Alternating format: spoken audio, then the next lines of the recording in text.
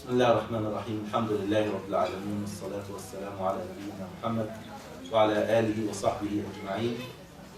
أما بعد،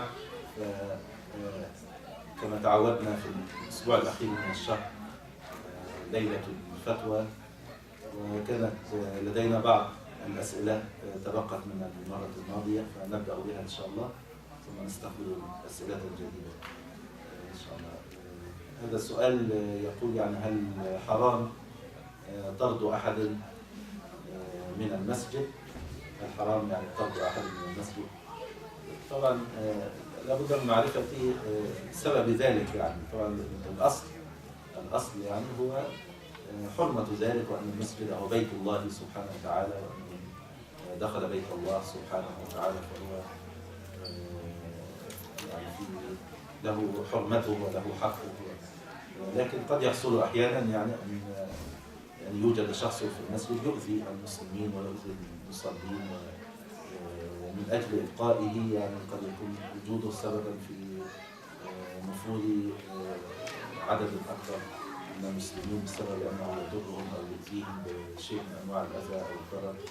فمثل هذه الأمور يعني القائمون على المساجد يوازنون فيها بين الأمور. يعني الشخص وجوده يحدث مشاكل، يؤذي الناس، يضربهم، يسبهم، يرفع صوته، يقطع على الناس، يشوش عليهم صلاتهم، ونبه ونصح. طبعا لا يكون الطرد هو أول علاج، يعني يبدأ أولا بالنصيحة والرفق وكذا، لكن إذا أصر على طريقته في هذه الحالة لا مانع يعني من منعه من حضور المسجد حتى لا يؤذي الناس.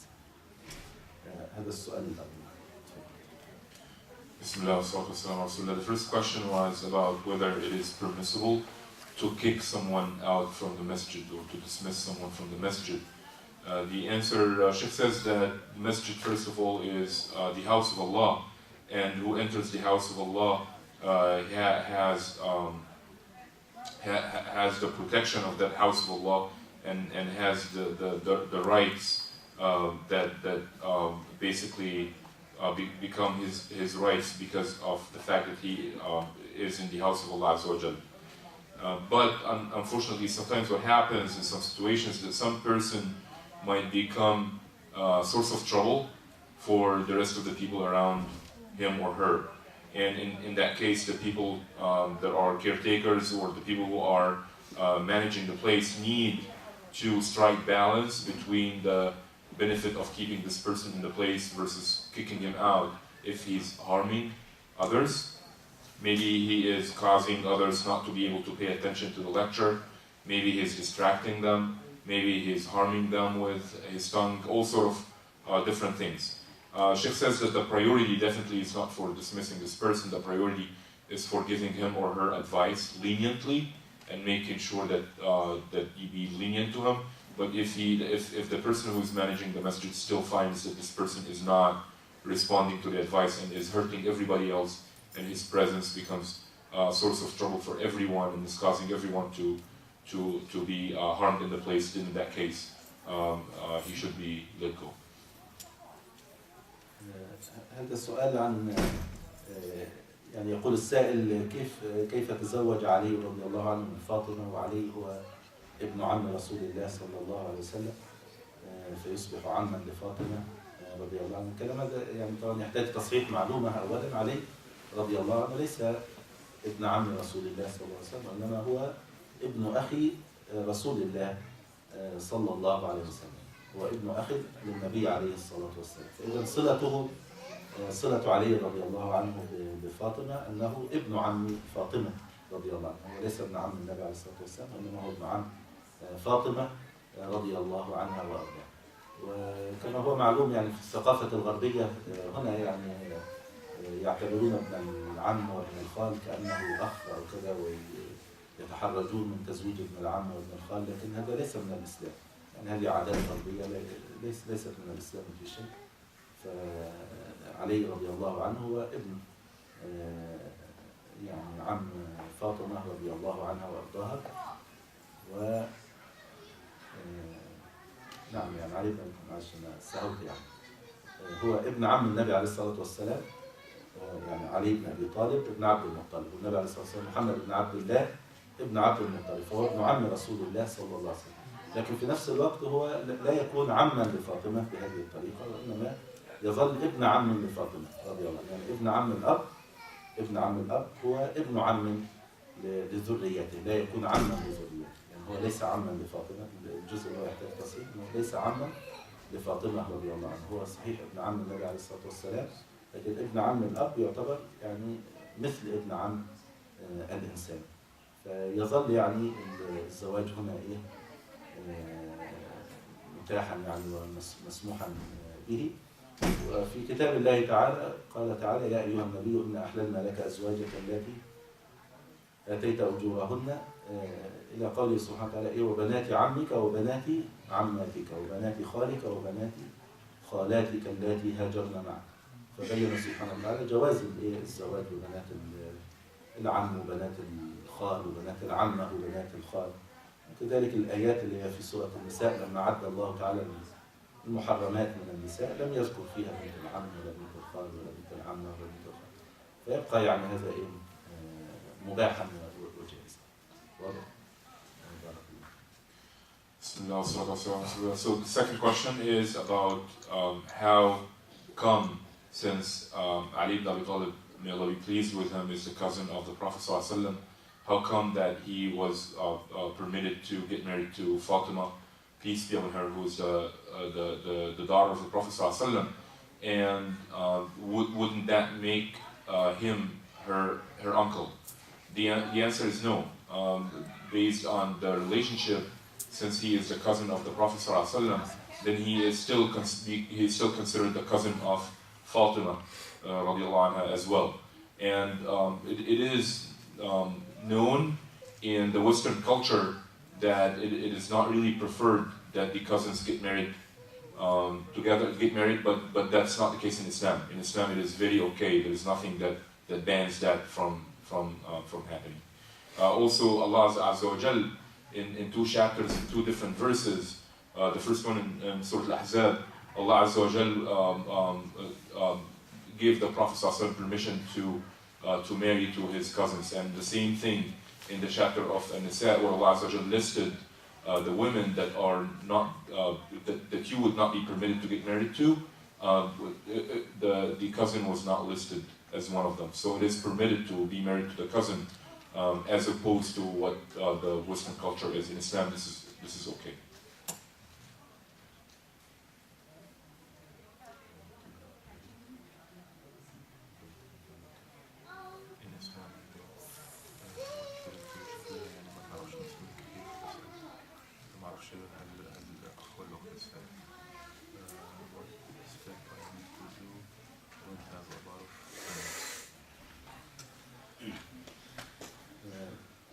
كأنه يعني أخت سائلة أو لعله أخ أو أخت من يسأل، تقول يعني إنها تريد الزواج لكنها لا تعرف يعني عددا كبيرا من المسلمين، فماذا تفعل وما هي الخطوات يعني التي على المرأة المسلمة أن تسلكها؟ في الحقيقة يعني هذا الموضوع يعني فعلا يعني يحتاج إلى علاج يعني، ويحتاج إلى أن يخطو المسلمون خطوة إلى الأمام في هذا الباب يعني. في الحقيقة يعني كثير من البنات يعني المسلمات في سن الزواج وكذا، والمشكلة يعني ما فيش طريقة يعني لتعريف الشباب بوجود مثلا بنات مناسبات للزواج، أو تعريف يعني لابد من إيجاد يعني حلقة وصل مأمونة إن شاء الله يعني بعيدة عن الفتن وعن المنكرات يعني. إن شاء الله تتولى هذا الأمر بعض يعني يكون هناك لجنة أو كذا من كبار السن ومن الحكماء وكذا من الرجال والنساء يتولون يعني تنسيق هذه الأمور، خاصة في هذه البلاد يعني، بالذات بالنسبة للأخوات يعني كما ذكرت الأخت السائلة. يعني الشاب يعني سهل عليه إن هو يروح يبحث عن زوجة ويتقدم لواحدة والثانية، وإذا ما وجد مسلمة يتزوج نصرانية وزوجت. أما البنت يعني فلا تستطيع إن هي تروح تدور على شاب ولا تدور على كذا، في حرج عليها وعلى أهلها وعلى كذا. ففي الحقيقة يعني هذا الأمر فعلا يحتاج إلى عمل يعني. سبحان الله، أحد الإخوة في أحد المساجد يقول يعني عندهم قائمة بحوالي شقيقين أخت يعني في سن الزواج، ويعني يريدون يعني البحث عن أزواج مناسبين أو كذا، طبعا من جهة السن ومن جهة يعني فإن شاء الله لعل هذا السؤال يكون حافزا إن شاء الله للتفكير يعني معا في طريق بلال يعني عجبته الفكرة فقلت لنا في طريقة إن شاء الله نعمل جمعية إن شاء الله يعني نعم. الله يبارك فيك إن شاء الله، جزاكم الله خير. إن شاء الله يكون عضو في هذه في الحقيقة تحتاج فعلا يعني إلى إيجاد لجنة يعني إن شاء الله. كذلك لو أي أحد من الإخوة الحاضرين يعني عنده بعض الأفكار، يعني فعلا في هذه المدينة نحن بحاجة إلى شيء يعني في بعض الولايات الأخرى يعني مشى خطوات في هذا الباب، يعني أسسوا مثلا جمعية أو لجنة أو كذا لها موقع مثلا يشرف عليها ناس أمناء وكذا، مثلا البنت تضع معلوماتها والشاب يضع معلوماته، وناس أمناء حكماء يتولون يعني البحث عن الشخصين المناسبين وتوصيل الأسرتين ببعض يعني بطريقة سليمة يعني خالية من المحظورات إن شاء الله. فلعلنا إن شاء الله يعني من كان عنده بعض الأفكار أو يستطيع أن يشارك في هذا العمل العظيم إن شاء الله نبدأ في خطوات عملية فيه إن شاء الله. The question is potentially from a sister asking about how, what steps can she take to get married to a Muslim. She's looking forward to get married to a Muslim, and she doesn't know what steps that she can take to get married to a Muslim. And actually, Sheikh says that this question hits a very critical issue and a big gap that we have in our society, and especially in this state. Sheikh says that there are cases where he got to know places where the sheikh of the masjid would have up to like 200 sisters who are looking for marriage, and they don't have the right matches or the people who would be looking for marriage as well. So there is a need in this state, as other states actually in the US have taken steps to establish committees, trustworthy committees that foster that match between the sisters and the brothers in a decent and in a halal way that foster that match. There is also a need for a committee here that is established and led by trustworthy people to really receive these names and make sure that the match is done in the decent halal way, inshallah. So if there are any volunteers who would like to establish that, they are welcome to start that.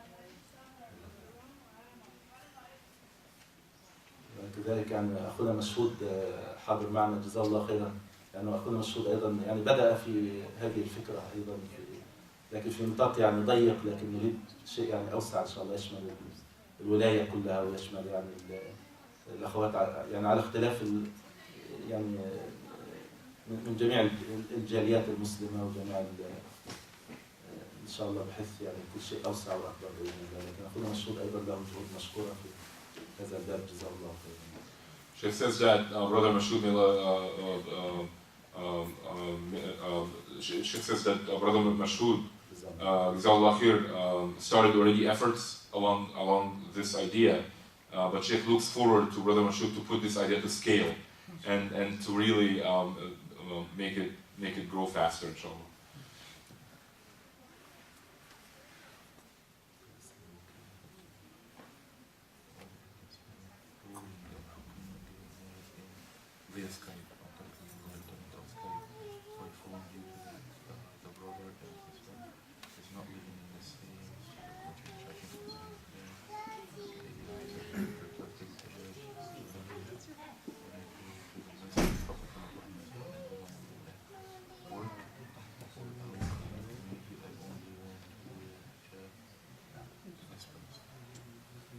طيب هذه أيضا إحدى الأخوات تسأل سؤالين، يعني السؤال الأول تسأل هل يصح إجراء عقد الزواج عن طريق سكايبي أو نحوها من برامج الاتصال المسموع والمرئي، هل يصح إجراء عقد الزواج بهذه الطريقة إذا كان الزوج يقيم في المدينة والزوجة في مدينة أخرى؟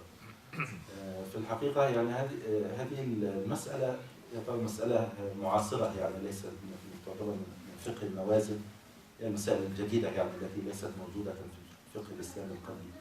فبحثت في المجامع الفقهية، وكان رأي الأغلبية في الحقيقة أغلب الفقهاء في المجامع الفقهية الكبيرة في مكة وفي جدة وفي وغيرها كان أكثر الفقهاء المعاصرين كانوا يمنعون هذا، يعني يقولون لا يجوز يعني عدم وجود طرفي العقد في مكان واحد. لكن هناك بديل، يعني دائما إذا شيء يعني ممنوع هناك بدائل مشروع. فالبديل المشروع الذي يعني يبيحه أكثر الفقهاء المعاصرين يقولون البديل المشروع هو التوكيل، يعني استعمال هذه الوسائل، وسائل الاتصال في التوكيل. يعني احنا بنحتاج وجود يعني الزوج وولي الزوجة في مكان واحد، مش مهم الزوجة نفسها تكون موجودة بس وليها يكون موجودا مع الزوج في مكان واحد. فإذا لم يتيسر وجودهما في مكان واحد فيمكن لأحد الطرفين أن يوكل شخصا في مكان الطرف الآخر. فممكن أن الزوج يوكل شخصا موجودا في المكان الذي فيه ولي الزوجة. يعني مثلا لو الزوج مثلا موجود هنا في أمريكا وولي الزوجة مثلا موجود في مثلا في السعودية أو في باكستان أو في فممكن أن الزوج يوكل شخصا موجودا في البلد التي فيها ولي الزوجة، وممكن أنه هو يتابع يعني إجراء العقد، يعني لكن لا يكون طرفا فيه. الزوج يوكل ويتابع إجراء العقد يعني سماعا أو رؤية عبر هذه الوسائل. ولي الزوجة يقول يقول لوكيل الزوج مثلا، يقول له زوجت مثلا بنتي لموكلك. والثاني اللي هو وكيل الزوج يقول ايه؟ قبلت زواج ابنتك ايه لموكلي، ما يقولش لنفسي، يقول لموكلي فلان الفلاني. فهذا إذا الزوج وكل شخصا موجودا في بلد ولي الزوجة. أو العكس، ممكن أبو البنت يوكل شخصا موجودا في البلد التي فيها الزوج، فيكون وكيل عن ولي البنت موجودا في البلد التي فيها إيه؟ الزوج. فيقول له زوجت بنت موكلي، أو يقول للزوج يقول له زوجتك بنت موكلي فلان. الثاني يقول قبلت زواج بنت موكلي فلان. فيتم بهذه الطريقة. فالتوكيل يمكن أن يكون عن طريق الهاتف أو الإيميل أو رسالة بريدية. التوكيل لا يشترط فيه يعني حضور طرفين. التوكيل يمكن أن يكون بأي وسيلة. فممكن يعني يتصل بالهاتف ويقول لشخص من الحاضرين وكلتك أن تكون وكيلا عني في تزويج مثلا بنتي أو كده، ويتم إجراء العقد بهذه الطريقة. لكن بعض الفقهاء أباح هذا، يعني أيضا لو تم العقد بهذه الطريقة إن شاء الله فيه رخصة. يعني وعلى رأسهم الشيخ ابن باز رحمة الله عليه. يعني الشيخ ابن باز رحمه الله كان يرى جواز ذلك. يعني أعضاء المجمع عدد كبير كان معظمهم رافض هذا، لكن الشيخ ابن باز رحمه الله قال يجوز، ووقع يعني يجوز إذا بس طبعا حط شرط، يعني بالشرط أن يتأكد يعني من أن صاحب الصوت هو نفس الشخص المعروف، يكون يعني هناك شهود يعرفونه مثلا في المكان الذي فيه الطرف الآخر، ويتأكدون أن هذا هو رقمه وهذا هو الشخص وهذا. فإذا تمت هذه الأمور، يعني تم الاستيثاق من صاحبي الصوتين وكذا. يقول حتى لو كان الاتصال، يعني أيام الشيخ ابن باز الله يرحمه ما كانش فيه اتصالات مرئية، يعني كان بيتكلم على الاتصال بالتليفون. يعني يقول حتى لو بالتليفون الصوت مسموع فقط، بس بشرط التأكد يعني أن الصوت هذا هو نفس صوت الطرف الآخر، ويكون يعني رقم معروف عندهم وموثوق، ويتأكدون هذا الشخص المعروف. Bismillah, so the question is again about marriage, and the sister is asking whether it is permissible for her for the husband to get married through Skype or through the internet channel. And the answer here is that at the beginning, most of the jurisprudence councils in Mecca and Medina, in Mecca and Jeddah, did not accept that. They banned that. And then a party of scholars said that it is permissible given the condition. They did not accept that because in Islam, the two parties of the contract, the two parties of the marriage contract, have to be co-located. They have to be in the same place. But then there is a party of scholars who accepted that or said that this is permissible on one condition, that either party would be appointing someone on behalf of him or her to attend the contract of the marriage. So if you were the husband and the potential wife is, or the future wife is in a different city, you have to have someone that you appoint, say your father or your brother, or someone that you appoint on behalf of you in that city to attend the contract of the marriage on behalf of you. And you would be expected to follow the procedure of the marriage, either that you are accepted to follow the procedure of the marriage either through the phone or through any other communication method. But you are allowed to let someone on behalf of you to attend that procedure, and in that case it is a halal marriage or accepted marriage. The same case applies to the wife or to the sister, is that she can also appoint a guardian. Her guardian can appoint someone on behalf of him in the city where the marriage is taking place. Now, Sheikh Ibn Baz, who took a different school of thought or took a different opinion, he mentioned that it is okay for someone to get married through these communication methods with one condition, which is that his identity has to be verified. If you have a way to verify the identity of the caller, that this is the true person who is getting married, through someone who knows his voice, all the other methods, his caller ID, his voice, everything, you know that this is this person who's getting married, then it is in that case permissible. And back in the day, when Sheikh bin Baz gave this fatwa, there wasn't even the modern way for communication that is more through visual methods. There was only vocal communication. Now there is also visual, where you can establish and verify the identity of the person who is getting married. So Sheikh bin Baz went for the opinion that it is permissible to do that. لو كانت النصرانية هل تجوز أن لازم تكون ولي الأهل أول تجوز من المسلمين، مثلا الرجل مسلم والمرأة نصرانية، هل تجوز للنصرانية أن توكل مسلم عنها شيء؟ نعم، في حالة الزواج من النصرانية يمكن أنها توكل رجلا من المسلمين يكون وكيلا عنها. Question is about a Christian woman. Can a Christian woman appoint a guardian from the Muslims to be her guardian? The answer is yes. If a Christian woman is getting married, she can appoint a Muslim to be her guardian. إحدى الأخوات تسأل تقول يعني هل يجوز أنها ترتدي النقاب فقط عندما تحضر إلى المسجد، لكن إذا ذهبت إلى العمل أو إلى السوق أو كذا يعني تكون بالحجاب الذي يعني تكشف الوجه والكفين يعني في السوق أو العمل أو كذا، لكن إذا جاءت إلى المسجد تضع النقاب. الجواب نعم يجوز هذا إن شاء الله، بناء على قول يعني جمهور الفقهاء أن ستر المرأة للوجه والكفين يعني ليس واجبا، هو من باب المستحب يعني.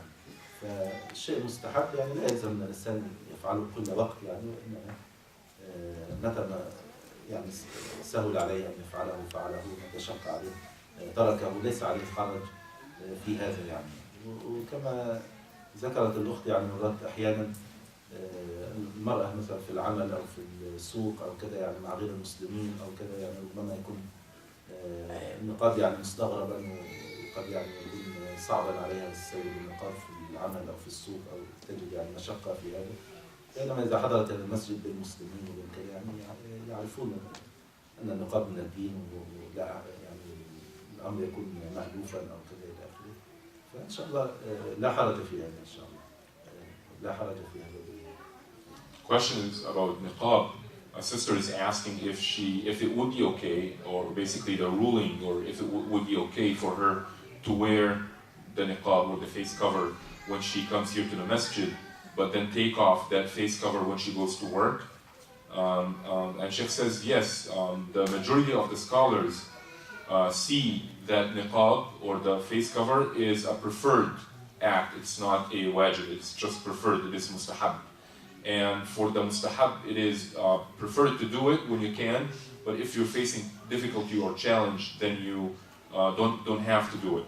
So especially in this culture or the society at work, it is definitely perceived or viewed as something odd or something that is different than norm. Then in that case, if she's facing difficulty wearing it at work, she doesn't have to wear it. And she's okay wearing it in the masjid.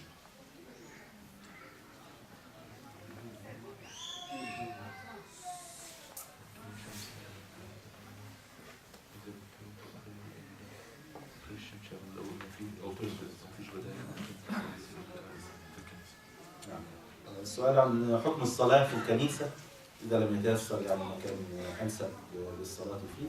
الجواب نعم، يجوز الصلاة في الكنيسة، وقد صلى الصحابة رضي الله عنهم في الكنائس. يعني ثبت عن الصحابة رضي الله عنهم أنهم كانوا ربما حضر وقت الصلاة فيدخلون الكنيسة ويصلون فيها، فيجوز ذلك إن شاء الله. لكن يعني يكره أن الإنسان يستقبل يعني شيئا يعبد من دون الله كالصليب أو كذلك استقبال الصور والتماثيل، فيحاول ينتقي مكانا يعني يصلي في الكنيسة لا حرج، لكن ينتقي مكانا ليس أمامه الصليب ولا أمامه يعني الصورة، أو إذا استطاع أن يسترها أو كذا إذا كان بإمكانه يضع عليها ثوب أو يضع عليها شيء يفعل.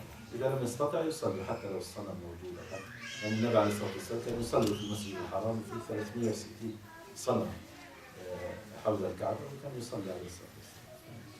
لكن بقدر الإمكان يحاول إن هو يتحاشى أن يجعله يعني أمامه وهو يصلي في اتجاه القبلة. حرف عنه.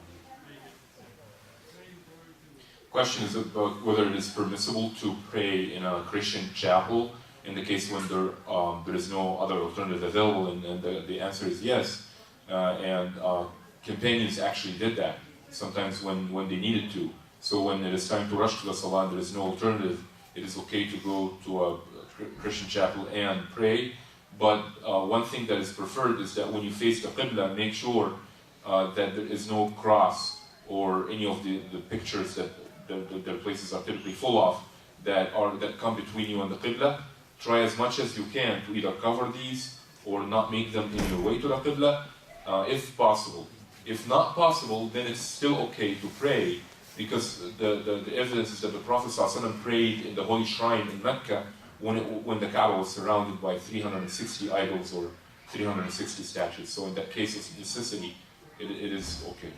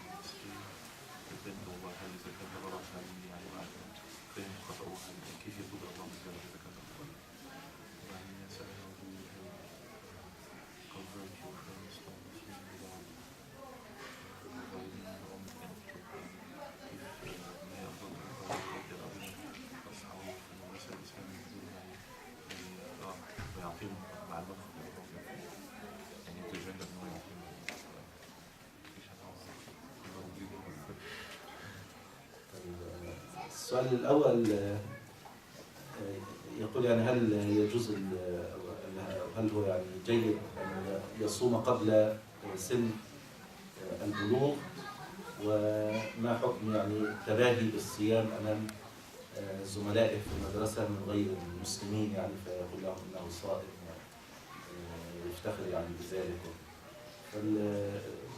طبعا لا شك يعني الصيام قبل البلوغ أنه مستحب. الواجبات يعني الواجبات في حق البالغ تكون مستحبة في حق غير البالغ، وتكون أيضا من باب التدريب على الطاعة حتى إذا وصل إلى سن البلوغ يكون ممن يسهل عليه أداء الواجبات.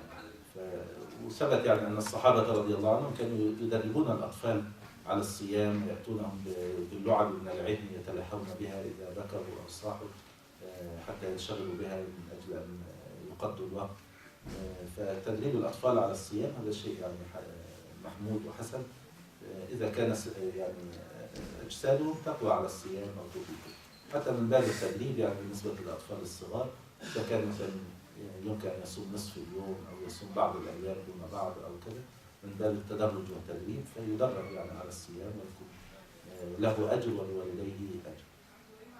بالنسبة لمسألة يعني التباهي بالصيام أمام غير المسلمين أو كذا، يعني هنا إنما الأعمال بالنيات. يعني إذا كان النية يعني ليس رياء ولا كذا، وإنما يعني النية اعتزازه بالدين واعتزازه بالإسلام وبتطبيق أحكام الدين وكذا، إن شاء الله يرجى أنه لا حرج عليه إن شاء الله إذا كان هذا القصد يعني أنه يعني فخور بإسلامه وأنه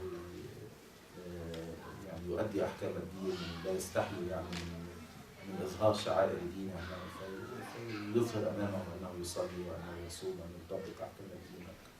إذا كانت هذه النية وهذا المظنون يعني غالبا إن شاء الله لا حرج يعني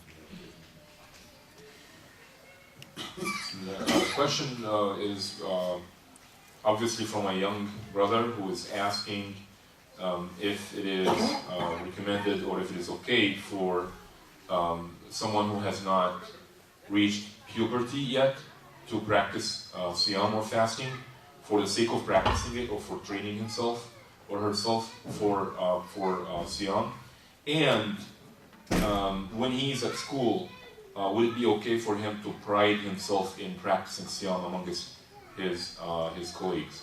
And the answer is that, in fact, the wajibat or the compulsory acts or the must-dos in Islam are recommended for those who have not reached puberty yet. So anything that is compulsory for people that have reached puberty becomes recommended for those who have not reached puberty. And in fact, it becomes even some sort of a training for them for different acts of worship, so that when they reach puberty, it becomes easy for them. They have already practiced siyam. In fact, the companions, may Allah be pleased with them, used to train their children to practice sawm or fasting, and they used actually to bring in toys to play with these, so that they play with these toys and forget about food. And so this is all actually on one condition, that their bodies are capable of tolerating siyam. And when this young boy or young girl do that, this is ajr or reward for that boy or girl, and a reward also for their families. When it comes to asking about whether it is okay for this young boy or girl to seek pride or to pride himself or herself among the rest of the children in school, he is not doing this out of hypocrisy. So here, it's a matter of intent. It's a matter of intent. If that person is doing this because he is trying to show off the practice of his religion amongst the others and seek pride and dignity of being a Muslim, so this is good. But it is not being done out of hypocrisy. That's the most important thing. It's that this is not hypocrisy. It is being done to show the dignity of Islam and show the pride of being a Muslim. السؤال عن يعني كيف يدعو أصدقائه في المدرسة إلى الإسلام بدون أن يبلغهم معلومات خاطئة. طبعا يعني الجواب على هذا السؤال أنه يعني يحرص أولا على تبليغهم أساسيات الدين، يعني يحاول يعني كما قال النبي عليه الصلاة والسلام لمعاذ رضي الله عنه: انك تاتي قوما اهل كتاب فليكن اول ما تدعوهم اليه شهاده ان لا اله الا الله وان محمدا رسول الله، فانهم اجابوك لذلك فاعلمهم ان الله افترض عليهم 5 صلوات في اليوم والليله. دائما يعني يحاول انه يبدا معهم باساسيات الدين، فيكلمهم عن اركان الايمان، عن الايمان بالله والملائكه والكتب والرسل واليوم الاخر وكذا، ويحاول انه يتعلم اولا عن هذه الامور، يحضر فيها درسا لأحد المعلمين أو الموفقين، أو يقرأ كتابا يعني في هذه المسائل يعني ويتعلم، ثم يبلغ المعلومة التي تعلمها إن شاء الله. The same boy or girl here is asking how would he or she invite non-Muslims in the school to Islam without giving them wrong information or without probably misrepresenting Islam. And Sheikh says that the method here is to go step by step and adhere or stick to the fundamentals, exactly like what Prophet Muhammad ﷺ advised Mu'adh when Mu'adh was going to Yemen. He said, you will come to people who are not Muslims, or who are new to Islam.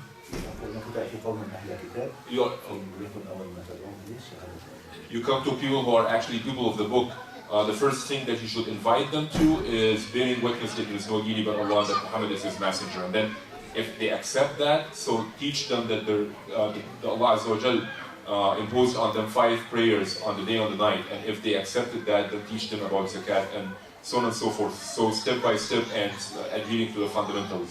And Sheikh recommends that this boy or girl attends lectures around these fundamentals, and also read a book to make sure to establish that these fundamentals are very strong for him or her, so that when he talks about them, he does not misrepresent Islam.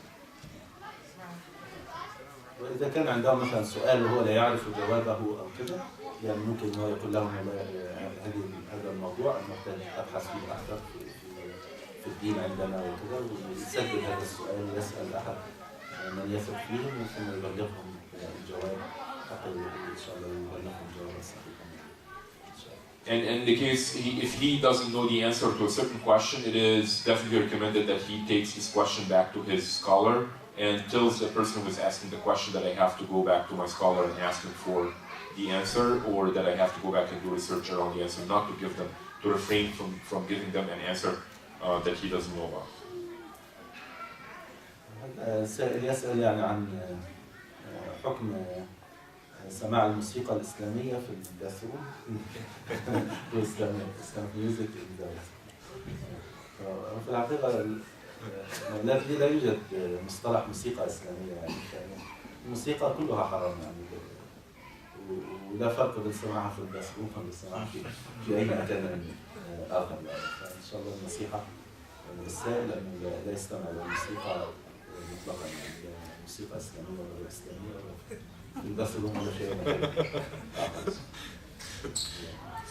The question is from the brother or sister, is about if it is haram to listen to quote Islamic music unquote in the bathroom. And Sheikh says that there is no such a term or no such a concept as Islamic music. All music in its entirety is haram. So it doesn't matter whether that person listens to the music in the bathroom or outside the bathroom, it is haram. السؤال how old do you have to be fast يعني ما السن التي يجب فيها الصيام؟ نعم السن التي يجب فيها الصيام هي سن البلوغ. سن البلوغ، والبلوغ في الشرع له علامات، يعني ليس مثل القوانين الغربية يعني البلوغ مثلا 21 سنة ولا 18 سنة. لا في الشرع ليس محددا بهذا، وإنما يعني هو محدد علامات معينة اللي هي يعني في علامات مشتركة بين الذكور والإناث، وعلامة خاصة بالبنات. العلامة الخاصة بالبنات هي البيض يعني. العلامات المشتركة في عندنا اللي هو الاحتلام ونبات شعر العانة اللي هو الشعر الخشن يعني عند مكان العورة وكده. والعلامة الثالثة اللي هي إكمال 15 سنة هجرية. 15 سنة هجرية اللي هي بتكون حوالي 14 ونص ميلادية تقريبا يعني. فإذا كمل يعني أي علامة من هذه تحصل أولا يعتبر الطفل بالغ. فإذا حصل يعني احتلام أو حصل نبات الشعر الخشن أو حصل إكمال 15 سنة هجرية اللي هي 14 ونص ميلادية، أو الحيض يعني بالنسبة للبنات يعني إذا جاء الحيض، أي علامة من هذه العلامات تحصل يعتبر الإنسان بالغا، ويعتبر مكلفا تجب عليه التكاليف الشرعية، يجب عليه الصلوات الخمس ويجب صوم رمضان، بالنسبة للبنت يجب عليها الحجاب. Question is about when it becomes compulsory for someone to start observing fasting, and it is actually as soon as they reach puberty, and puberty here is defined in Islam differently than how it is defined in the Western cultures. In Islam, it is defined by the biological signs for how puberty is reached. Basically, for the sisters, it is having the monthly menses courses, and there are common signs between the two genders for the female and the male, and the common signs are the appearance of the hair in the private parts and in the armpit, and for the ladies it is the menses courses, and for the boys it is the wet dreams. But it is different than the Western culture that puts a certain age. And in the meantime, there's also another sign, which is in Islam, which is becoming 15 years of age or 15 years old. And years here are the lunar years, not the solar years. Basically, the Islamic years, which are the lunar years, not the solar ones. السؤال عن حكم الأكل عند غير المسلمين. الجواب أن غير المسلمين هؤلاء إذا كانوا يعني يهود أو نصارى، إذا كان مقصود ذبائح اليهود والنصارى فهي حلال. طبعا الأكل السؤال مش موضح، يعني الفود إذا كان المقصود الذبائح يعني الغنم والبقر والدجاج وكذا، إذا كان بيسأل عن الذبائح فهذه تحل ذبائح اليهود والنصارى، ولا تحل ذبائح غير اليهود والنصارى. مع العلم يعني بأن المطاعم يعني مثلا هنا في هذه البلاد إذا كان صاحب المطعم مثلا صيني ولا يعني بوذي ولا هندوسي ولا كذا، لكن الأكل اللي بيقدمه من المذبوح هنا في هذه البلاد فيكون حلالا. يعني مش العبرة بصاحب المطعم أو الشخص، إنما العبرة بالمكان اللي ذبح فيه الذبيحة. يعني فإذا كانت مذبوحة يعني هنا في أمريكا، والغالب إذا كان مطعم في أمريكا كل شيء مذبوح في أمريكا، وأصحاب المطاعم يعني في العادة لا يذبحون بأنفسهم فيكون حلالا. أما بالنسبة لأي طعام آخر غير الذبائح فهذا مسموح يعني أنه يأكله من أي شخص سواء كتابي أو غير كتابي، سواء يعني يهودي أو نصراني أو من أي ملة كانت. بالنسبة لبقية أصناف الطعام اللي هي غير يعني غير الذبائح، إذا يأكل من عندهم فاكهة ولا خبزا ولا شيء من هذا فهو حلال. كل شيء لو لحم في بيت إذا بالنسبة للحم في بيت شخص غير كتابي، هنا يأتي السؤال يعني هل هذا الشخص هو يعني يذبح بنفسه في بيته ولا هو شريك من السوبر ماركت؟ إذا كان شريك من السوبر ماركت فيكون حلالا. يعني العبرة مش بالشخص اللي يقدم لك اللحم ولكن بالذابح لهذه البيت. فإذا كان يعني العادة هنا في هذه البلاد لو شخص هندوسي ولا بوذي ولا من أي ملة كانت لو قدم لك طعام واستضافك في بيته هو هيكون شاري الطعام من السوبر ماركت، يعني هيكون شاري من كارفور ولا سامس كلاب ولا غيره ولا كذا، ولا شاري من أحد المطاعم الموجودة فيكون حلالا يعني لأنه شاريها من مطعم مثلا. لكن الكلام هذا يختلف عما لو كان مثلا الشخص بيتكلم عن الأكل في الصين ولا الأكل في بلد يعني أهلها غير كتابيين والرسالة غير كتابي، هذا حكمه يختلف. لكن هنا في أمريكا الأصل هو حل الطعام إلا إذا تأكدت أن الذي ذبحها غير كتابي وغير مسلم. The question is about whether it is halal, if it is permissible to eat the meat in a place of a non-Muslim. And Sheikh says that here the criteria is not who is introducing the food to you and whether that person is a Muslim or not. The criteria is who slaughtered the animal. And if who slaughtered the animal is a Jew or a Christian, then in that case it is halal. And actually this is the predominant case here in the US. And wherever you go, eventually this meat is going to be sold in Cup Foods or Sam's Club or any of these places is actually cut here or slaughtered here, and it's cut or slaughtered by a people of the book or a Jew or a Christian, unless you're 100% sure that it has been slaughtered by a Buddhist or a Hindu or someone like that who's not a people of the book. Then in that case, you know it's not halal because it's not been slaughtered by people of the book. Same thing applies to go visiting someone in their house. If that person is not people of the book, if he is Hindu or Buddhist, and that person cuts or slaughtered the animal himself, then it is not halal because you know he did that himself. But if he purchased the food from somewhere, the meat from somewhere, eventually it's been purchased again from Cup Foods or Sam's Club or any of these places. And the predominant case here in the US is that it is halal because it's been slaughtered by a Jew or a Christian. That is a totally different case than when you are in China or in a place that you know is dominantly Buddhist or not people of the book. Then in that case it is not halal. نعم.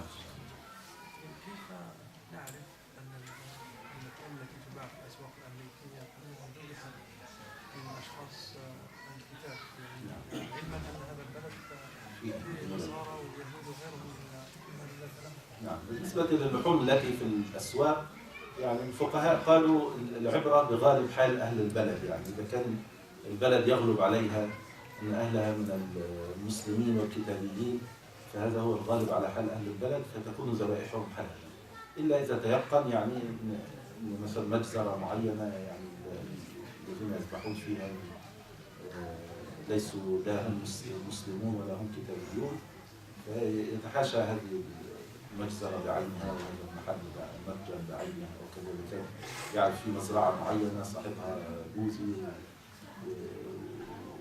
ويبيع منتجات وكذا يتجنب. الشيء الذي لا يعلم عنه فالعبرة بغالب حال أهل البلد، يعني هكذا ذكر الفقهاء، العبرة بغالب حال أهل البلد. فالوضع هنا في أمريكا غالب أهل البلد يعني إما كتابيون وإما مسلمون. البعض يكون عنده إشكال يقول لك يعني النصارى هم لا يطبقون دينهم ولا يطبقون. الحكم على الشخص بأنه نصراني أو بأنه يهودي بحسب ما يصف به نفسه، يعني زي المسلم، لو شخص قال لك أنا مسلم وهو يعني منافق ولا يعرف الله تعالى، أحكام الدنيا بنطبق عليه أحكام المسلمين في أحكام الدنيا. فكذلك الشخص الذي يقول يعني انه يهودي او يقول انه نصراني حتى لو كان لا يطبق شعائر الدين او هو في قلبه مقتنع بها او كذا لنا ظاهره، يعني طالما ظاهره ان هو يدعي اليهوديه او يدعي النصرانيه فنعطيه احكام اليهود والنصارى وبالتالي يحل ذلك. Now the question is how do you know if the food that is being sold in the supermarkets and in these food chains has been slaughtered by a Jew or a Christian? It doesn't say who started it. And the answer here is that if you don't know, then apply the overwhelming majority of the case, is that it has been most likely started by a Jew or a Christian because it's been started here in the US. Unless you know for sure that it's being started in a certain farm, and you know for sure that the person who started in this farm is a Buddhist or a Hindu or someone who's not a people of the book. So in the case you know for sure, avoid that. In the case you don't know, then apply the rule of the predominant majority, which is again Jew or Christian. Then another question stems from that, which is, okay, but the Christians here do not really apply their religion, or they might be saying that they're Christians, but they're not really Christians. And it's not for us to decide, it's how they characterize themselves, how they describe themselves. If they describe themselves, if they refer to themselves as Christians, then they are Christians. And the same thing applies to Muslims. Some of the Muslims refer to themselves as Muslims, even though they're deep down inside actually are hypocrites, but they are referring to themselves as Muslims. We don't own the judgment, we just describe them or refer to them the way they refer to themselves. هذا السائل يقول يعني انه اكل عن طريق الخطأ لحم خنزير، فماذا يفعل؟ يعني هل يجب عليه الصلاة او صيام معين حتى يغفر له ذلك؟ فالجواب يعني ليس هناك يعني عبادة معينة واجبة عليه إزاء ذلك، يعني لا يجب عليه الصلاة معينة ولا صيام معين، وإنما يعني الخطأ مغفور لهذه الأمة كما قال النبي صلى الله عليه وسلم، قال رفع عن أمتي الخطأ والنسيان وما استكرهوا عليه. والله سبحانه وتعالى في كتابه الكريم قال ربنا لا تؤاخذنا إن نسينا أو أخطأنا، قال الله تعالى قد فعلت. يعني لما أنزلت هذه الآية الكريمة ربنا لا تؤاخذنا إن نسينا أو أخطأنا، قال الله تعالى قد فعلت. فالله تعالى لا يؤاخذ هذه الأمة يعني بالنسيان والخطأ، لكن لا منع يعني المؤمن يعني إذا وقع منه شيء يعني حرام حتى لو كان على سبيل الخطأ أنه يستغفر الله تعالى. الاستغفار هنا يعني لوقوع هذا الشيء الحرام بغض النظر عن كونه يعني لا إثم عليه، لكن يستغفر. مثل الصحابي أبو أيوب رضي الله عنه قال يعني النبي صلى الله عليه وسلم نهى عن استقبال القبلة واستدبارها عند قضاء الحاجة عند البول والغائط. قال فقدمنا الشام فإذا مراحيض قد بنيت تجاه القبلة فكنا ننحرف عنها ونستغفر الله عز وجل. فهنا يستغفر الله يعني الخطأ الحادث، يعني رغم أنه يعني ليس هو الذي بنى الحرب يعني تجاه القبلة، لكن كان يستغفر الله تعالى. فالقصد يعني أن المؤمن إذا وقع في شيء من المحرمات على باب الخطأ أو النسيان يستغفر الله تعالى ولا إثم عليه إن شاء الله. A question here from a brother who ate pork by mistake. He's asking whether there is an expiation or something that he needs to do to seek tawbah or seek forgiveness from Allah Azza wa Jalla. And Sheikh says there is no act of worship or any expiation or kafara that is required for someone who has done that by mistake. And actually anything by mistake, because there is a hadith in which the Prophet ﷺ says that my ummah is not accountable for what they do by mistake, for what they forget, or for what they are coerced to do, for what they are coerced or imposed or under threat or under power doing, for what they are coerced to do. And another hadith or another story is from the companion Abu Ayyub al-Ansari. When he went to Damascus, he said that when we went to Asham or Damascus, we found that they built their restrooms to face the Qibla. And the Prophet ﷺ ordered us not to go to restrooms, when we go to restrooms, not to do that facing the Qibla. So we used to veer from that and seek forgiveness from Allah Azza wa Jalla. So this says that it is recommended, even if you make a mistake, that you seek forgiveness from Allah Azza wa Jalla. Even though you were not doing it deliberately, you made something by mistake, still you seek forgiveness from Allah Azza wa Jalla. But there is no act of worship or anything that he has to do because he made a mistake. السؤال عن المسكرة هي حلال أم حرام؟ الجواب يعني هي المسائل الخلافية، يعني المسائل المعاصرة التي اختلف فيها الفقهاء، وكثير من الفقهاء يعني الكبار أباحوا وضع المسكرة لأنها يعني شبيهة بالكحل، يعني تزيين العين. يعني ورد إباحته عن جمع من الصحابة رضي الله عنهم، أم المؤمنين عائشة رضي الله عنها، وعبد الله بن عمر، وعبد الله بن عباس، وأنس رضي الله عنه. 4 من الصحابة يعني قالوا في تفسير قوله تعالى ولا يبدين زينتهن إلا ما ظهر منها، قالوا الكحل والخاتم، يعني يباح لها إبداء الكحل ويباح لها إبداء الخاتم، فأباحوا ذلك. فكثير من الفقهاء المعاصرين أجازوا في الأصل. I'd like to go back to the former question. I forgot one thing in the translation, is the ayah in which Allah Azza wa Jal said, رَبَّنَا لَا تُؤَاخِذْنَا إِن نَسِينَا وَأَخْطَأْنَا. Oh Allah, do not hold us accountable for what we do by mistake or for what we forget. And Allah Azza wa Jal said, I did. So Allah Azza wa Jal forgave this ummah for what they do by mistake or what they forget. Now to this question, the question is about using mascara for the eyes, and it is the majority of scholars say that it is permissible because there are 4 companions who used it. Aisha radiallahu anha, Abdullah ibn Umar, Abdullah ibn Abbas, and Anas radiallahu anhum. And they mentioned that the ayah in which Allah Azza wa Jal said that the women should not show their zina except for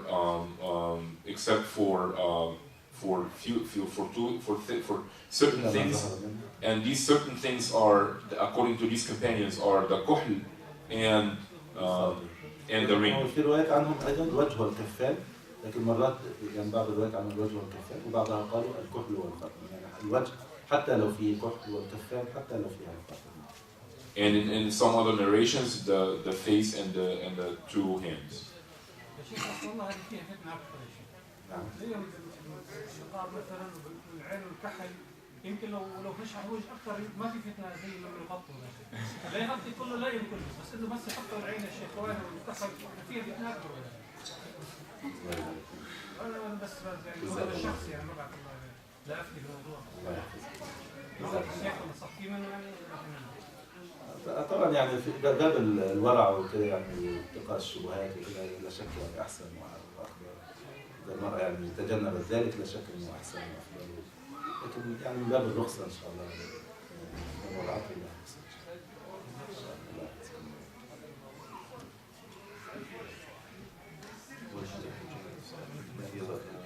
مواصفات الحجاب.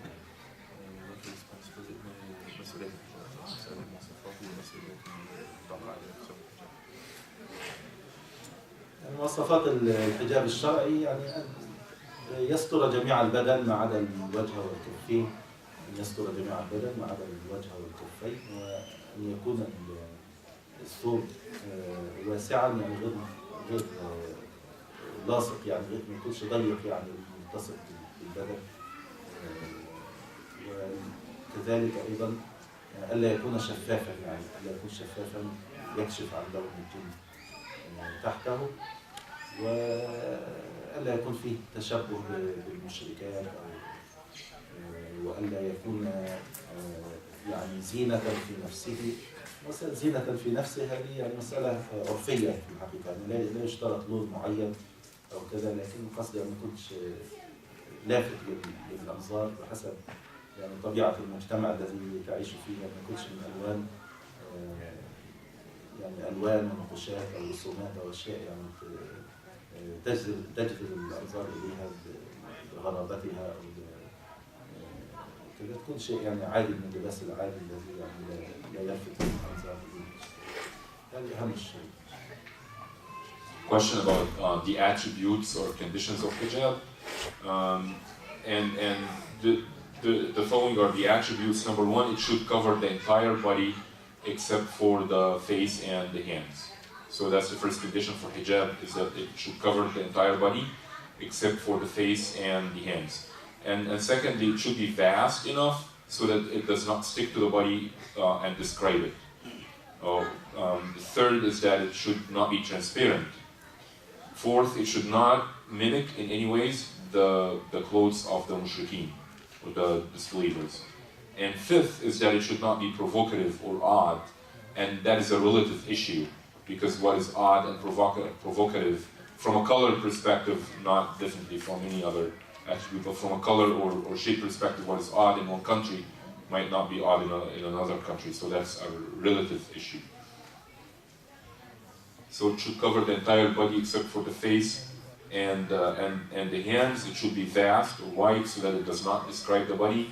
It should not be transparent. It should not mimic the clothes of the disbelievers, and then it should not be provocative relative to the country or the culture where that is. بقيت السؤال الأخت تقول يعني ما هي مسؤوليات الحجاب؟ المرأة المحجبة إن شاء الله هي يعني سفيرة للإسلام، يعني ثيابها تدل على أنها مسلمة، تدل على انتمائها للإسلام، وتحاول إن شاء الله أن تكون يعني قدوة حسنة، وتكون يعني تمثل الإسلام يعني تمثيلا حسنا إن شاء الله، خاصة في هذه البلاد، يعني حتى يقول الناس يعني أنهم مسلمون، يعني الحمد لله على خلق حسن، على تصرف حسن. And the second part of the question is about the responsibilities of wearing hijab, and Sheikh says the responsibilities of wearing hijab, especially in a society like this, is that you are being considered an ambassador for your religion, an ambassador to Islam. And in that case, you should behave in a way that represents Islam very well. Your mannerisms and everything that you do are going to be observed, so that you do that in a way that represents Islam very well, so that people like Islam as opposed to have or you misrepresented by any means.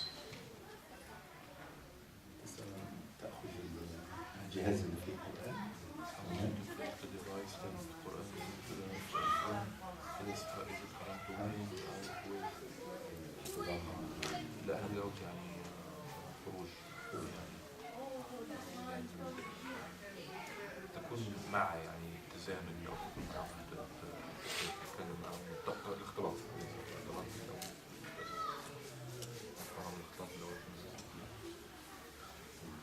السؤال يعني إحدى الأخوات تسأل يعني كأنها طالبة في المدرسة أو شيء، فتسأل عن سؤالين. يعني السؤال الأول عن اصطحاب الجهاز الذي فيه القرآن إلى دورة المياه، يعني فبخصوص التليفونات وأجهزة الكمبيوتر ونحوها، إذا كان يعني الجهاز مغلقا، يعني ما يكونش الصفحة التي فيها القرآن لا تكون مفتوحة، يعني لا تكون مفتوحة على القرآن، أو لا يكون صوت القرآن يعني يعمل أو يشتغل. فإذا أراد الإنسان أن يدخل دورة المياه ومعه هاتف فيه مصحف مسجل أو مصحف مكتوب، فيجوز أنه يغلق الجهاز بحيث لا يكون يعني صوت القرآن مسموعا ولا يكون أيضا الصفحة اللي فيها القرآن مفتوحة، فيغلق ذلك ويدخل به يعني الحمام لا يغلق هذا إن شاء الله. فأغلقه خلاص مسموح أنه يعني. هذا السؤال الأخير. Question about taking your device to the bathroom and if this device has Quran in it.